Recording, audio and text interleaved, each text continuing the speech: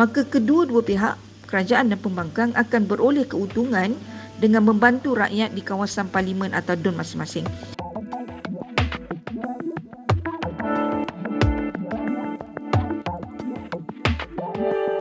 Kesefahaman antara kerajaan dan Pakatan Harapan ini adalah luar biasa kerana pemimpin pembangkang sebelum ini telah menolak tawaran yang sama yang dibuat oleh Tan Sri Muhyiddin pada bulan lalu. Pada masa yang sama, disebabkan seluruh rakyat hampir keseluruhan rakyat turut menggesa supaya perebutan kuasa ini dihentikan, termasuklah titah daripada Yang di-Pertuan Agong dan Majlis Raja-Raja sendiri, maka persefahaman ini pastilah merupakan sesuatu perkara yang baik, kerana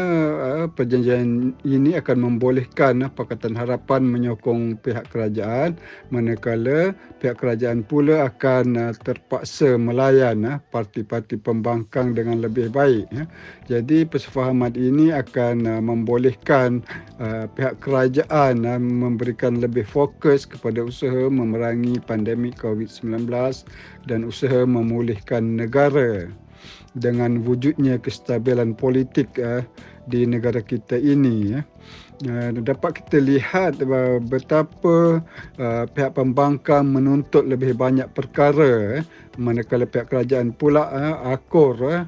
terhadap tuntutan tersebut, berbanding apa yang kita lihat berlaku di Perak dan Johor, di mana persefahaman yang dibuat hanyalah pada peringkat yang sangat minima sahaja. Dan saya melihat bahawa tidak ada masalah untuk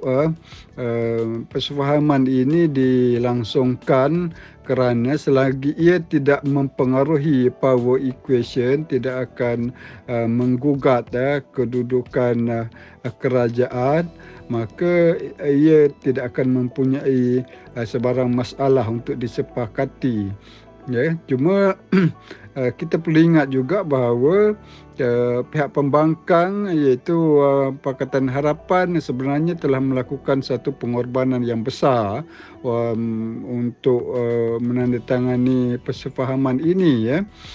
kerana yang pertama sekali dapat diperhatikan betapa segelintir penyokong Pakatan Harapan itu sendiri telah mempertikaikan tindakan ini, kerana jika sekiranya kerajaan masih lagi gagal untuk menyelesaikan masalah-masalah yang dihadapi oleh negara walaupun setelah persefahaman ini dimeterai, maka mereka bimbang bahawa imej Pakatan Harapan akan turut terpalit sama oleh kegagalan kerajaan ini. Dan perkara yang kedua adalah dari segi kesatuan pihak pembangkang tersebut, kerana apa yang ada sekarang ini adalah persefahaman dengan Pakatan Harapan sahaja, bukan dengan parti-parti pembangkang yang lain seperti Pejuang Warisan dan Muda. Jadi ini menimbulkan sedikit persoalan mengenai impak persefahaman ini ke atas kesatuan parti-parti pembangkang. Jadi saya berpendapat bahawa kredit juga seharusnya diberikan kepada Pakatan Harapan di atas kesanggupan mereka untuk menandatangani persefahaman ini, walaupun mereka terpaksa dihadapkan dengan risiko yang agak tinggi jugalah. Seharusnya soalan sama ada kerajaan pimpinan Ismail Sabri stabil atau tidak sepatutnya tidak timbul, sesuai dengan nasihat Yang di-Pertuan Agong yang mahukan semua MP, pembangkang dan kerajaan meletakkan amanah dan tanggungjawab utama itu adalah kepada rakyat, dan tidak, baginda juga tidak membenarkan mana-mana ahli politik mempertaruhkan rakyat dan juga negara dalam soal perebutan kuasa. Dan memorandum persefahaman ini adalah suatu tindakan rasional yang wajar, matang, kerana semua maklum bahawa krisis kesihatan dan ekonomi ini perlu digembelengkan bersama, kerana semua orang, tak kira agama, budaya, bangsa, miskin kaya, bandar luar bandar, semuanya terkesan besar dengan pandemik COVID-19. Seandainya pembangkang masih lagi ragu dan masih merasakan diri mereka kuat kerana MOU, perspektif ini harus diubah, kerana MP Pembangkang turut memerlukan bantuan dari pelan pemulihan negara untuk menggerakkan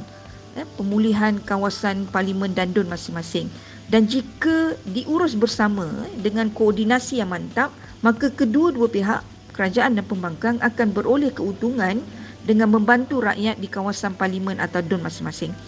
Kita harus faham bahawa anjakan paradigma dari pandemik kepada endemik ini memerlukan persediaan minda, persediaan fizikal, persediaan fasiliti, infrastruktur dan disiplin, dan ianya bukan mudah kerana sifat dan prosesnya adalah berperingkat. Maka MOU ini adalah suatu kerjasama yang sebenarnya membantu negara dan rakyat keluar dari cabaran krisis kesihatan dan ekonomi ini, dan ianya harus digemblengkan secara bersama.